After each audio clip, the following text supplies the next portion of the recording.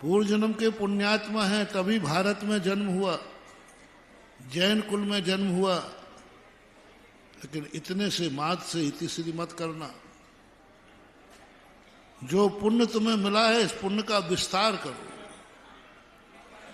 और इतना विस्तार कर दो, इतना विस्तार कर दो कि तुम्हारी मंजिल आ जाए, लेकिन अभी चलने की ताकत तुम्हारे पास बनी रहे। थक करके मंजिल नहीं चाहिए, थक करके मंजिल नहीं चाहिए। मंजिल में पहुंचते ही तुम कहते बस अपने थक गया, विश्राम करता हूं, नहीं।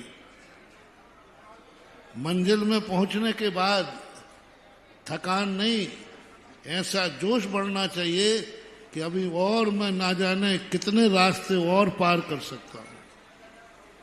जो व्यक्ति दुकान से शाम को थक करके लौटता है उसके कभी सिद्धि नहीं होती।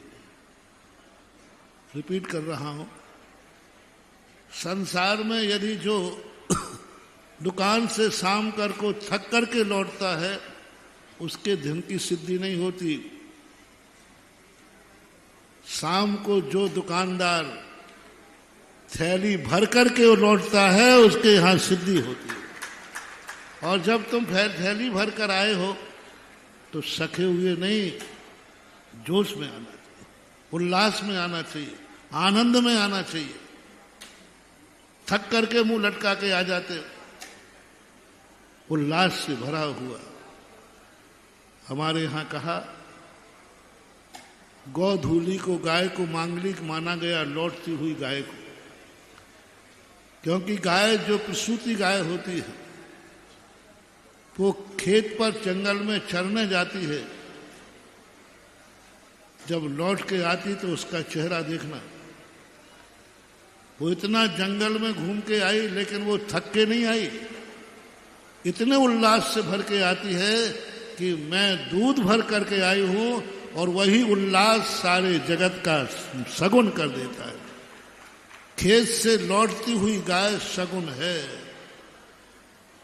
खेत से लौटती, जंगल से लौटती हुई गाय सगुन है, जंगल को जाती हुई नहीं।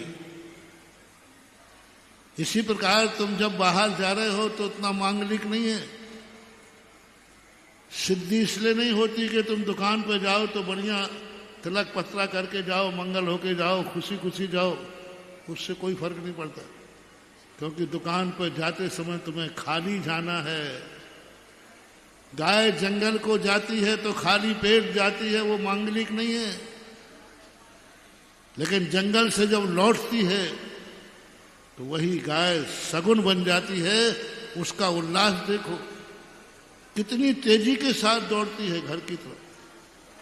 ऐसा ही तुम्हारा जीवन, जब तुम दुकान को जाते हो तो उस समय तुम मंगलमय नहीं हो, तुम खाली हो।